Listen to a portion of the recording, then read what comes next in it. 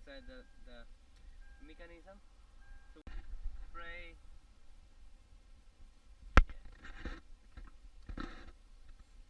That Cameron is that WD-40, so that will fix your problem, guys. There's Cameron there.